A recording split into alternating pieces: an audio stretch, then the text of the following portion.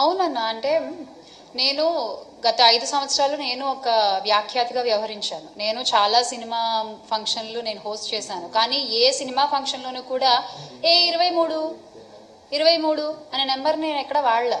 నాకు తెలిసి ఎవరు వాడలా. కానీ ఈ రోజున ఏమైపోయిందంటే ఒక్కొక్కళ్ళకి వెటకారం అయిపోయింది. ఏమవుతుందిలే, ఏం చేస్తారులే అని చూసుకుంటున్నారు. కానీ ఈ రోజున కాకపోతే ఇక్కడ ఒక విషయం చెప్పాలనుకుంటున్నాను నేను. వీళ్ళు చేసేటువంటి వెటకారపు మాటలకి, వీళ్ళు మాట్లాడేటువంటి ఆ వాగుడికి పాపం 100 మంది పనిచేసినటువంటి ఆ సినిమా చచ్చిపోతుంది. అది తప్పు కదా. వీళ్ళేదో వీళ్ళ పర్సనల్ ఈగోస్కి వీళ్ళు మాట్లాడేస్తే స్టేజ్లు ఎక్కేసి ఎంతమంది ప్రొడక్షన్ బాయ్ దగ్గర నుంచి ప్రొడ్యూసర్ వరకు కొన్ని 100 కుటుంబాలు ఒక సినిమా మీద ఆధారపడి ఉంటాయి. ఒక సినిమా నుంచి వచ్చే డబ్బు మీద ఆధారపడి ఉంటాయి.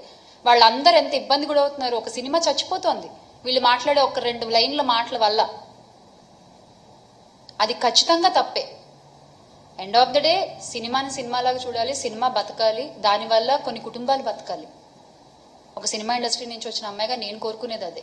దయచేసి ప్లీజ్ ఎవరు సినిమా వేదికలపై రాజకీయాలు మాట్లాడకండి. ఇదొక రిక్వెస్ట్.